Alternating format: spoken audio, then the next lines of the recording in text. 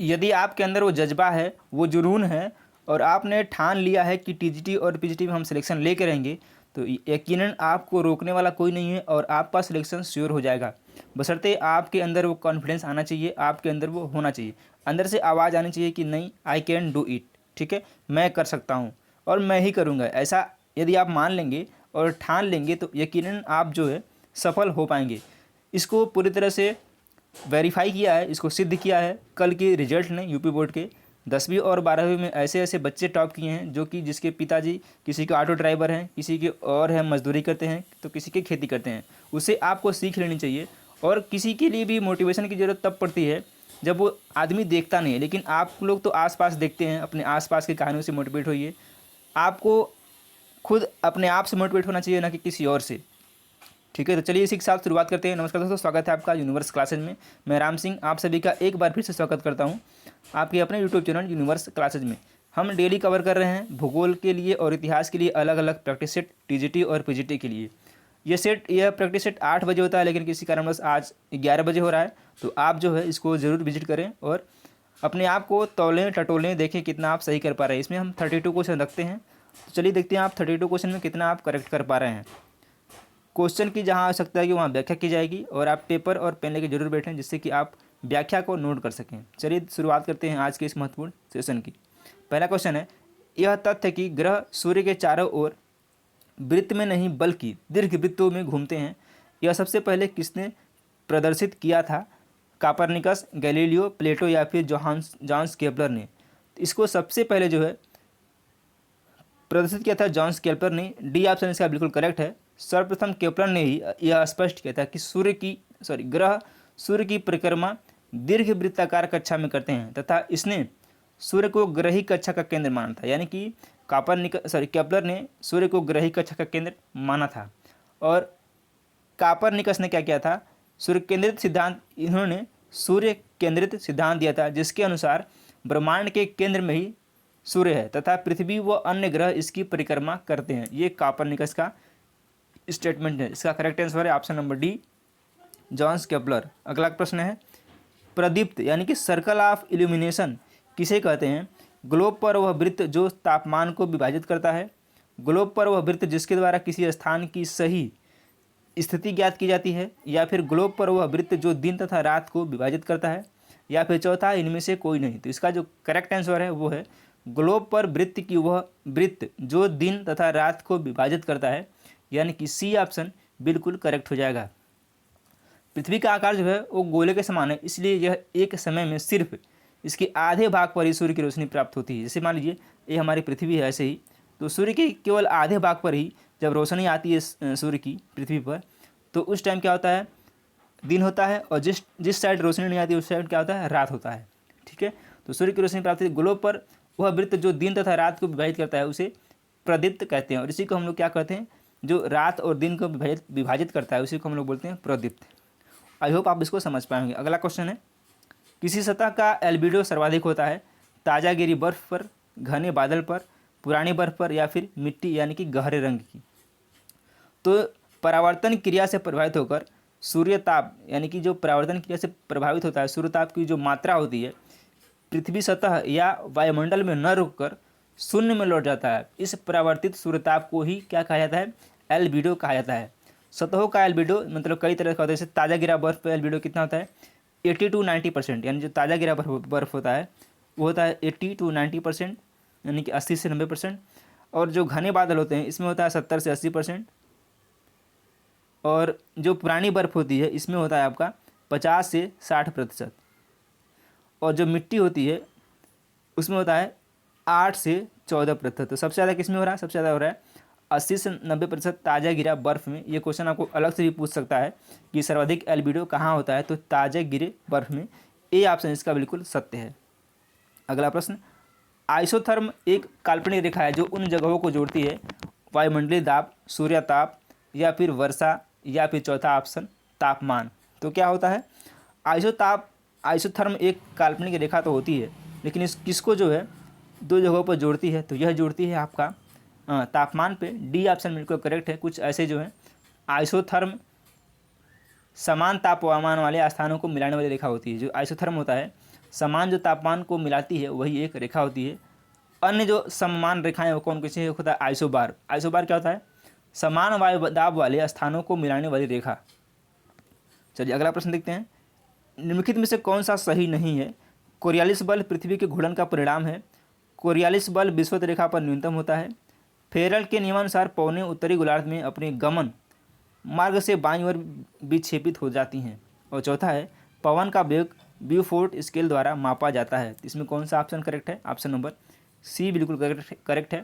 Feral के नियमानुसार पौने उत्तरी गोलार्ध में अपने गमन मार्ग से बाईं ओर विक्षेपित हो जाती हैं। सी ऑप्शन बिल्कुल करेक्ट हो जाएगा। अगला प्रश्न लेते हैं। उत्तरी ध्रुवी ज्योति यानी कि ऑरोरा बोरियालिस उत्पन्न होती है बाह्यमंडल में, आयनमंडल में, ओजोन मंडल में या फिर समताप मंडल में? तो यह होती है बाह्यमंडल में। ए ऑप्शन इसका बिल्कुल करेक्ट है।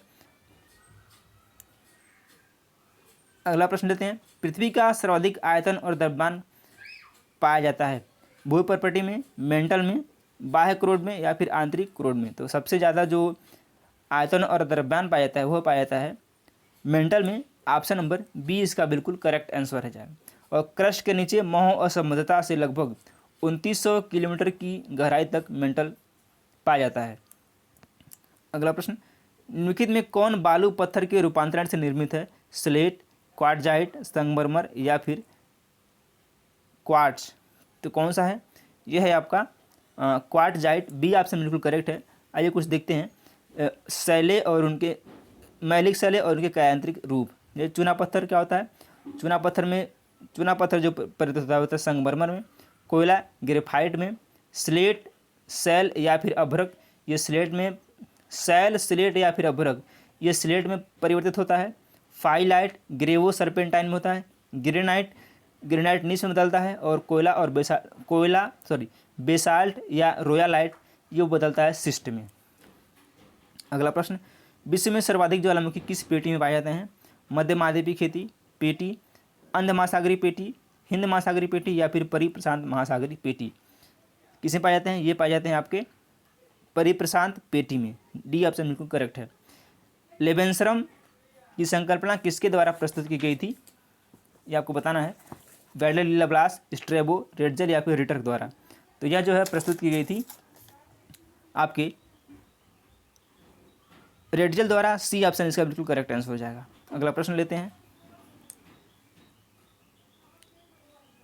कहीं कोई अनिवार्यता नहीं है, सर्वत्र संभावनाएं हैं, कथन किसका है? एल फेब्रे का, वाइडर डी लाप्लास का, ग्रिफिथ टेलर का या फिर जीन ब्रून्स का? तो किसका कथन है?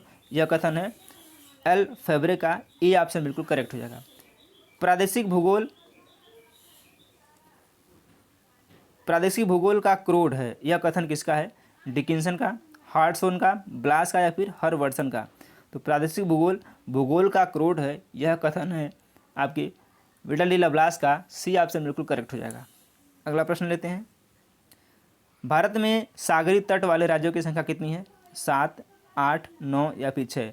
तो जो भारत में सागरीय तट वाले राज्य हैं वह कितने हैं? वह हैं आपके 9। और सबसे बड़ा राज्य कौन सा है? इसका सी है। और सबसे बड़ा जो राज्य है वो है गुजरात। ठीक है, यह है गुजरात, सबसे बड़ा राज्य है। अगला प्रश्न। कश्मीर घाटी निम्नलिखित के बीच है। पीर पंजाल और कराकोरम श्रेणियाँ, पीर पंजाल और जास्कर श्रेणियाँ, जास्कर और लद्दाख, शिवालिक और लद्दाख? तो कश्मीर घाटी किसके बीच है? यह है आपके पीर पंजाल और जास्कर श्रेणी के बीच, यानी कि बी ऑप्शन इसका बिल्कुल करेक्ट हो जाएगा। अगला प्रश्न लेते हैं। भारत में निम्न में से किस मृदा का विस्तार सर्वाधिक है? शुष्क मृदा, लाल व पीली मृदा, जलोढ़ मृदा या फिर लेटेराइट मृदा? तो भारत में जिस मृदा का सर्वाधिक विस्तार है वह मृदा है जलोढ़ मृदा। सी ऑप्शन बिल्कुल करेक्ट हो जाएगा। चलिए अगले प्रश्न में पढ़ते हैं। महासागर की सतह पर किसी निश्चित स्थान पर 2 क्रमिक ज्वारों के घटित होने में समय अंतराल कितना होता है? 12 घंटे, 12 घंटे 26 मिनट, 24 घंटे या फिर 24 घंटे 52 मिनट? कितनी होती है? यह होती है 12 घंटे 26 मिनट। बी ऑप्शन आपका बिल्कुल सत्य है। अगला प्रश्न लेते हैं। महासागर की खाड़ी महासागर की खड़ी काट में तीव्र लवणता परिवर्तन के क्षेत्र के रूप में निम्नलिखित में से किसे जाना जाता है? ताप प्रवणता, हेलोक्लाइन, प्रकाशीय क्षेत्र या फिर पिक्नोलाइन। तो इसको जाना जाता है हेलोक्लाइन के नाम से। बी ऑप्शन बिल्कुल करेक्ट है। कालस्वर्ग कटक रिज की स्थिति निम्नलिखित में से किस सागरीय विस्तार में है? अरब सागर, लाल सागर, बंगाल की खाड़ी या फिर फारस की खाड़ी। तो इसमें किसका विस्तार है, किस सागर में विस्तार है, ये आपको बताना था। तो यह जो विस्तार है यह है लाल सागर में। बी ऑप्शन आपका बिल्कुल करेक्ट हो जाएगा। सॉरी ये अरब सागर में है, ये अरब सागर में इसका विस्तार है। ऑप्शन नंबर ए करेक्ट हो जाएगा। अगला प्रश्न है, इसको बताना है निम्नलिखित में से कौन सुमेलित नहीं है? पनामा नहर ये किसको जोड़ती है? मैक्सिको की खाड़ी एवं प्रशांत महासागर को। स्वेज नहर लाल सागर एवं अरब सागर को। कील नहर बाल्टी सागर एवं उत्तरी सागर को। इसमें बताना है कौन सा सही सुमेलित नहीं है। तो इसका जो करेक्ट आंसर है वो है बी। 1 और 2 सही सुमेलित नहीं है, बाकी दोनों सुमेलित हैं। बताना है स्वेज नहर किसको जोड़ती है? स्वेज नहर जोड़ती है लाल सागर और भूमध्य सागर को। स्वेज नहर जो लाल सागर और भूमध्य सागर को जोड़ती है। और पनामा नहर किसको जोड़ती है? ये प्रशांत महासागर को अटलांटिक महासागर से जोड़ती है। प्रशांत महासागर को अटलांटिक से जोड़ती है, ये अटलांटिक से जोड़ेगी। चलिए अगला प्रश्न लेते हैं। तापमान प्रतिलोपन के लिए आदर्श परिस्थितियाँ कौन सी है? मेघाच्छादन आकाश, तेज हवाएं, जाड़े की लंबी रात, ठंडी शुष्क हवा। तो कौन सी हो जाएगा? ये हो जाएगा आपका ऑप्शन नंबर डी 3 और 4, यानी कि जाड़े की लंबी रात और ठंडी शुष्क हवा। अगला प्रश्न है, विषुवत वृत्त के समीप अपेक्षाकृत लवणता कम होने के कारण में क्या सम्मिलित है? भारी वर्षा, उच्च अपेक्षित आर्द्रता, मेघाच्छादन या फिर डोल ड्रम की स्थिति। तो बताना है कौन सा ये सम्मिलित है। तो इसमें जो सम्मिलित है वो 1, 2, 3 और 4 सभी सम्मिलित हैं, यानी कि भारी वर्षा, उच्च सापेक्षिक आर्द्रता, मेघाच्छादन आकाश और डोल ड्रम की स्थिति, चारों सम्मिलित हैं। अगला प्रश्न है, सूची 1 को सूची 2 से मिलाना है, ये बताना है कौन सा है। ये घास का मैदान है और ये देश है लानोज। तो लानोज कहाँ पे है? लानोज है वेनेजुएला में। 1 का 2। प्रेरिज कहाँ पे है? प्रेरिज यूएसए में है। बी का 3। पंपास कहाँ पे है? तो पंपास अर्जेंटीना में है। और डाउन्स कहाँ पे है? डाउन्स ऑस्ट्रेलिया में। यानी कि ए का 2, बी का 3, ए का 2, बी का 3, यानी कि डी ऑप्शन बिल्कुल करेक्ट हो जाएगा। ए का 2, बी का 3, सी का 4 और डी का 1। चलिए अगला प्रश्न लेते हैं। पारिस्थितिकी तंत्र शब्द का प्रयोग निम्नलिखित वैज्ञानिकों में सर्वप्रथम किसने किया था? E.P. Odum, Frederick Clement, A.G. Tansley या फिर चार्ल्स सदरलैंड। तो आपको पता होगा ये क्वेश्चन बेसिक क्वेश्चन है, कई बार एग्जाम में पूछा गया है। E.G. टांसले ने किया था। सी ऑप्शन इसका बिल्कुल करेक्ट हो जाएगा।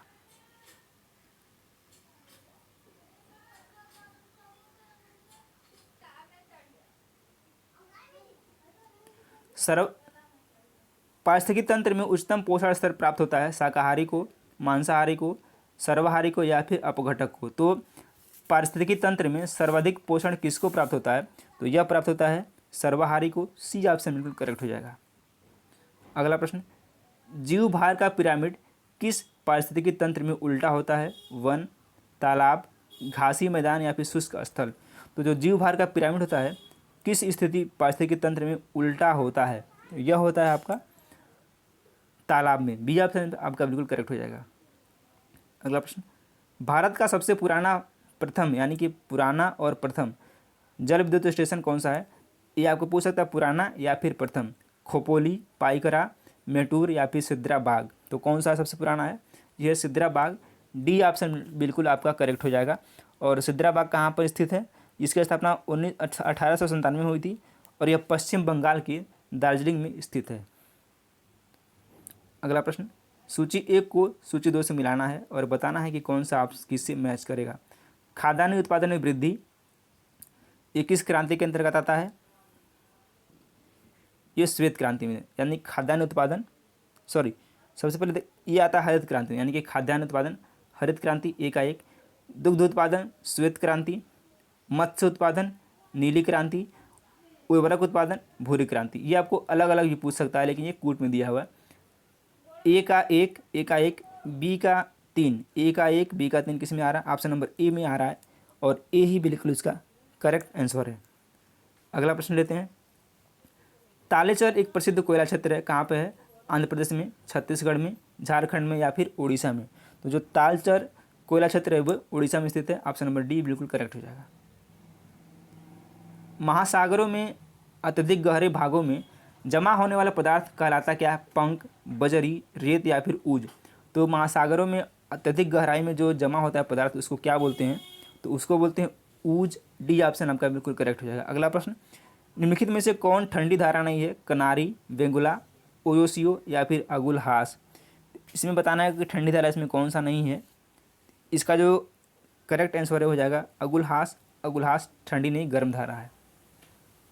अगला प्रश्न, सेकंड लास्ट क्वेश्चन आज के इस वीडियो का, निम्नलिखित में से कौन उल्कापिंड का सर्वोत्कृष्ट वर्णन करता है? किसी पदार्थ का एक भाग जो वायुमंडल में ही नष्ट हो जाता है और पृथ्वी पर नहीं गिरता। अगला है चमकदार गैसी पूछ वाला धूमकेतु। अंतरिक्षी पिंडों का एक भाग जो पूरी तरह से नष्ट हुए बिना पृथ्वी पर गिर जाता है। या फिर चौथा है सूर्य की परिक्रमा करने वाला एक छोटा चट्टानी पिंड। तो उल्कापिंड का कौन सा एक सर्वोत्कृष्ट वर्णन करता है? तो ये करता है आपका सी, अंतरिक्षी पिंडों का एक भाग जो पूरी तरह से नष्ट हुए बिना पृथ्वी पर गिर जाता है। 31 का सी ऑप्शन बिल्कुल करेक्ट है। लास्ट क्वेश्चन आज के इस वीडियो सीरीज का, यदि पृथ्वी की घूर्णन गति न हो तो इसका परिणाम यह होगा कि जब पृथ्वी का घूर्णन गति नहीं होगा तो क्या होगा? सूर्योदय और सूर्यास्त नहीं होगा, दिन और रात चक्र नहीं होगा, केवल एक ऋतु होगी। तो इसमें कौन सा करेक्ट होगा ये बताना आपको। तो 1 और 2 यानी कि सूर्योदय और सूर्यास्त नहीं होगा, दिन और रात चक्र नहीं होगा। ठीक है, एक ही चीज़ हमेशा रहेगा। ऑप्शन नंबर बी इसका बिल्कुल करेक्ट हो जाएगा। तो चलिए ये रहे 32 क्वेश्चन। इसमें आपने कितना सही किया आपको बताना है और उम्मीद करते हैं कि आपको ये सेशन पसंद आएगा। सेशन पसंद आए वीडियो को लाइक करें और चैनल को सब्सक्राइब जरूर करें। धन्यवाद। कमेंट बॉक्स में कमेंट करेंगे। चलिए पहला क्वेश्चन लेते हैं। जो भी आपका डाउट हो टीजीटी और पीटी से संबंधित आप कमेंट बॉक्स में कमेंट करिए, हम उसकी पूरी कोशिश करेंगे कि आप उसके जवाब आपके सवाल का जवाब मैं दे सकूं। चलिए देखते हैं पहला क्वेश्चन। नौदा टोली का उत्खनन किसने किया था? KD Vajpayee, BS Wakankar, HD Sankalia या फिर व्हीलर ने। तो नौदा टोली का उत्खनन किया था एचडी संकालिया ने और यह स्थित कहाँ पे ये भी आपको बताना है। तो यह है मध्य प्रदेश के इंदौर के निकट स्थित है। और एचडी जो संकालिया थे ये दक्कन कॉलेज पूना के प्रोफेसर थे, ये भी आपको ध्यान रखना है। राख का टीला किस नवपाषाणिक स्थल से संबंधित है? बुधिहाल, संगनकल्लू, कोल्डिहवा या फिर ब्रह्मगिरी। तो यह संबंधित है संगनकल्लू से। बी ऑप्शन आपका बिल्कुल करेक्ट हो जाएगा। और यह कर्नाटक के बेलारी जिले में स्थित है। ये कहाँ पे? ये कर्नाटक के बेलारी जिले में स्थित है संगनकल्लू। इस बात को आपको ध्यान रखना है। कभी पूछ सकता है कि संगनकल्लू किस राज्य में है, तो आपको याद रखना है कि कर्नाटक के बेलारी जिले में है। ताम्रपाषाण काल में महाराष्ट्र के लोग अधिकांशतः मृतकों को घर के फर्श के नीचे किस तरह रखकर दफनाते थे? उत्तर से दक्षिण की ओर, पूर्व से पश्चिम की ओर, उत्तर से दक्षिण से उत्तर की ओर या फिर पश्चिम से पूर्व की ओर। ठीक है, तो ये लोग दफनाते थे उत्तर से दक्षिण की ओर, यानी कि उत्तर की तरफ। ये मान लीजिए ये अगर उत्तर है, ये नॉर्थ है, ये साउथ है, तो इधर इनका सर होता था और इधर इनका पैर होता था। तो ऑप्शन नंबर ए इसका बिल्कुल करेक्ट आंसर है। अगला प्रश्न लेते हैं। मानव समाज विलक्षण है क्योंकि यह मुख्यतः आश्रित होता है किस पर? संस्कृति पर, अर्थव्यवस्था पर, धर्म पर या फिर विज्ञान पर। तो मानव समाज जो है किस पर आश्रित होता है? ये होता है अर्थ संस्कृति पर। ए ऑप्शन बिल्कुल इसका करेक्ट है। मानव समाज जो है अपनी विशिष्ट संस्कृति के कारण विलक्षण होता है, जिसके सांचे में ढलकर वह अपने विभिन्न दायित्वों का सम्यक निर्वहन करता है। यानी कि संस्कृति के ढांचे में ढलकर वह अपने दायित्वों का पूरी तरह से निर्वहन करता है। अगला प्रश्न है, चंद्रहृदयों के उत्खनन का निर्देशन किसने दिया था? जे.एच. मैके, जॉन मार्शल, व्हीलर या फिर ऑरेल स्टाइन ने। तो यह दिया था H.J. मैके ने। ऑप्शन नंबर ए बिल्कुल करेक्ट आंसर है। अगला प्रश्न, हड़प्पा संस्कृति के निम्नलिखित स्थलों में से कौन सिंध में अवस्थित है? हड़प्पा, मोहनजोदड़ो, चंद्रहृदय या फिर सुरकोटडा। बताना है ऑप्शन 1, 2, 2 एवं 3, 2, 3 एवं 4, 1, 2, 3, 4। इसमें से कौन सा सिंध में अवस्थित है? तो ये जो है 2 और 3 स्थित है। ऑप्शन नंबर बी करेक्ट है, यानी कि मोहनजोदड़ो और चंद्रहृदय। अगला प्रश्न लेते हैं। निम्नलिखित में से वैदिक साहित्य का सही क्रम कौन सा है? वैदिक संहिताएं, ब्राह्मण, अरण्यक, उपनिषद। वैदिक संहिताएं, तो इसका जो सही क्रम है वो है ऑप्शन नंबर ए वैदिक संहिताएं, फिर ब्राह्मण है, फिर अरण्यक है, उसके बाद फिर उपनिषद है। तो ऑप्शन नंबर ए इसका बिल्कुल करेक्ट आंसर है। वैदिक नदी अस्किनी की पहचान निम्नलिखित नदियों में से किस एक के साथ की जाती है? ब्यास, रावी, चेनाब या फिर झेलम। तो यह कि किसके रूप में की जाती है? अस्किनी। अस्किनी जो है ये प्राचीन नाम है और आधुनिक किस नदी के नाम से इसको जाना था? तो इसको जाना था अस्किनी के नाम, सॉरी चेनाब के नाम से। ऑप्शन नंबर सी करेक्ट है। अब आपको बताना है कि ब्यास, रावी और झेलम को किस नाम से जाना जाता था। चलिए मैं कुछ बता देता हूँ आपको। परसुड़ी को, इसको रावी को बोलते थे परसुड़ी, इसको बोलते थे परसुड़ी, और झेलम को बितस्ता, अब ब्यास को आपको बताना है कि ब्यास को किस नाम से जाना जाता था। ब्यास आपको बताना है। चलिए अगला प्रश्न लेते हैं। उत्तर वैदिक काल में निम्नलिखित में से किनको आर्य संस्कृत का धूर समझा जाता था? अंग, मगध, कौशल, विदेह, कुरु, पांचाल या फिर मत्स्य, सूरसेन। तो किसको समझाता था? ऑप्शन नंबर ए अंग और मगध को आर्य संस्कृत का धूर समझा जाता था। ऑप्शन नंबर ए बिल्कुल करेक्ट हो जाएगा। अगला प्रश्न है, किस ग्रंथ में पुरुष मेघ का उल्लेख हुआ है? कृष्ण यजुर्वेद, शुक्ल यजुर्वेद, शतपथ ब्राह्मण या फिर पंचविश ब्राह्मण। तो आप क्वेश्चन नंबर 10 का जो करेक्ट आंसर हो जाएगा वो हो जाएगा सी, शतपथ ब्राह्मण में पुरुष मेघ का उल्लेख हुआ है। सी ऑप्शन बिल्कुल करेक्ट हो जाएगा। गौतम बुद्ध ने अपनी मृत्यु के उपरांत बौद्ध संघ के नेतृत्व के लिए किसे नामित किया था? आनंद, उपाली, महाकश्यप या फिर उपरोक्त में से कोई नहीं। तो बुद्ध ने अपनी मृत्यु के उपरांत बौद्ध संघ के नेतृत्व के लिए किसी को भी नामित नहीं किया था। ऑप्शन नंबर इसका डी करेक्ट हो जाएगा, यानी कि किसी को भी नहीं।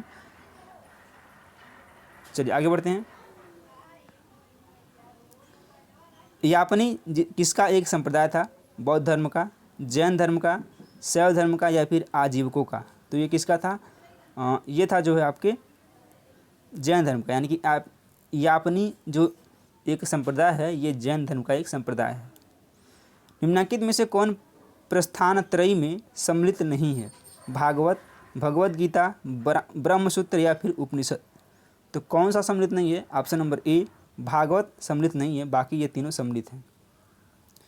अगला प्रश्न लेते हैं।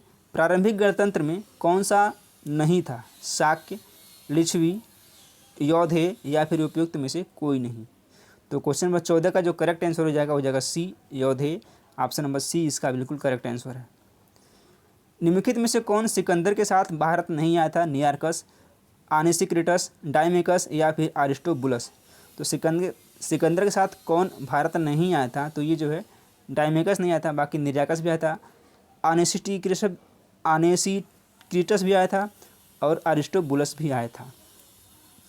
अगला प्रश्न है, मालवा, गुजरात एवं महाराष्ट्र किस शासक ने पहली बार जीता था? यानी कि मालवा, गुजरात और महाराष्ट्र को किसने जीत लिया था पहली बार? बिंदुसार, महापद्मनंद, चंद्रगुप्त मौर्य या फिर समुद्रगुप्त ने। तो इसको जो जीता था वो था Chandragupta Maurya. Option number C बिल्कुल करेक्ट हो जाएगा।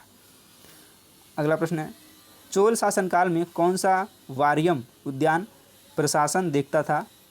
पोन वारियम, एरी वारियम, टोट्ट वारियम या फिर संवत्सर वारियम। तो कौन था ये? ये था टोट्ट वारियम। ऑप्शन नंबर सी इसका बिल्कुल करेक्ट है। उद्यान प्रशासन टोट्ट वारियम, वार्षिक समिति संवत्सर वारियम और तालाब समिति एरी वारियम से संबंधित था। ये आपको ध्यान रखना है, कहीं नोट कर लेना है। विक्रमशिला विश्वविद्यालय किस राज्य में अवस्थित था? उड़ीसा, झारखंड, पश्चिम बंगाल और बिहार। तो ये काफ़ी फेमस विश्वविद्यालय है, इसके बारे में आपको जानकारी रखना चाहिए। और जो ये अवस्थित था ये था बिहार में। निम्नलिखित में से किसे एक नया संवत चलाने का यश प्राप्त है? धर्मपाल, देवपाल, लक्ष्मण सेन या फिर विजय सेन। तो ये किसको प्राप्त है? ये लक्ष्मण सेन को प्राप्त है। ऑप्शन नंबर सी करेक्ट है। और लक्ष्मण सेन ने 1178 से 1206 सेन वंश के शासक थे। इनके द्वारा ही नया संवत चलाया गया, जिसे लक्ष्मण संवत के नाम से जानते हैं। गौडवह के रचयिता कौन है? हरिसेन, आर्यभट्ट, वाक्यपति या फिर बाण भट्ट। तो कौन रचयिता हैं? ये है वाक्यपति। ऑप्शन नंबर सी बिल्कुल करेक्ट है। पृथ्वीराज विजय के लेखक कौन है? पृथ्वीराज विजय के लेखक कौन है? चंद्रबरदाई, पृथ्वीराज, जयानक या फिर नयन चंद सूरी। तो ये कौन है? ये हैं जो इसके लेखक हैं वो हैं Jayanaka. Option number C correct हो जाएगा। अगला प्रश्न, किसने सोमपुर महाविहार का निर्माण कराया था? कुमारगुप्त प्रथम, हर्ष, धर्मपाल या फिर लक्ष्मण सेन ने? तो किसने कराया था? ये कराया था धर्मपाल ने। सी ऑप्शन इसका बिल्कुल करेक्ट हो जाएगा। औरंगजेब ने बीजापुर की विजय कब की? 1685, 1686, 87 या फिर 1684 में? कब की थी? ये की थी 1686 में। ऑप्शन नंबर बी बिल्कुल करेक्ट हो जाएगा। मुगल प्रशासन के दौरान जिले को किस नाम से जाना जाता था? अहर, विश्यास, सूबा या फिर सरकार? तो जानते थे इसको सरकार के नाम से। D option will be your correct answer. निम्नलिखित में से किसे मुगल सेना में चिकित्सक नियुक्त किया गया था? वर्नियर, करेरी, मनुची या फिर ट्रेवरनियर? तो यह नियुक्त किया गया था मनुची को। सी ऑप्शन इसका बिल्कुल करेक्ट हो जाएगा। और यह किसके शासनकाल में किया गया था ये भी आपको बताना है। तो ये 1653 से 1708 जो एक इतावली यात्री था, इसने भारत आकर दारा सिकोह की सेना में तोपची के रूप में कार्य किया, लेकिन दारा सिकोह की मृत्यु के बाद इसने चिकित्सक का पेशा अपना लिया था। ठीक है, पहले ये तोपची का काम किया, उसके बाद इसने क्या किया? चिकित्सक का पेशा अपना लिया था। चलिए अगला प्रश्न लेते हैं। मुगल काल में मनसबदारी प्रथा विद्यमान थी। मनसबदारों का चयन योग्यता के आधार पर होता था। इसमें बताना कौन सा करेक्ट है। कथन और कारण दोनों सही है तथा कारण कथन को स्पष्ट करता है।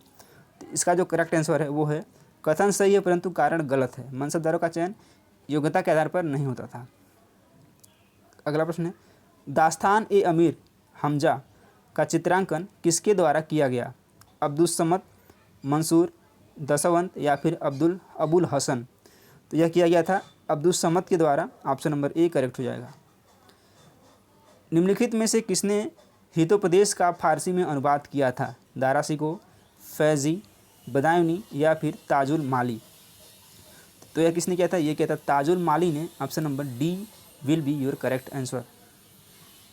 सेकंड लास्ट क्वेश्चन इस वीडियो का, कवि हृदय राजा जिसने नागरी दास के नाम से कृष्ण की प्रशंसा में छंद लिखे वो कौन था? राजा उमेद सिंह, राजा राम सिंह, राजा छत्रसाल या फिर राजा सावंत सिंह? तो ये कौन था? ये था राजा सावंत सिंह। डी ऑप्शन बिल्कुल करेक्ट हो जाएगा। अगला प्रश्न, मुगल काल में किस बंदरगाह को बाबुल मक्का कहा जाता था? ये काफ़ी इंपॉर्टेंट क्वेश्चन है। कालीकट, भरूच, कैबरे या फिर सूरत?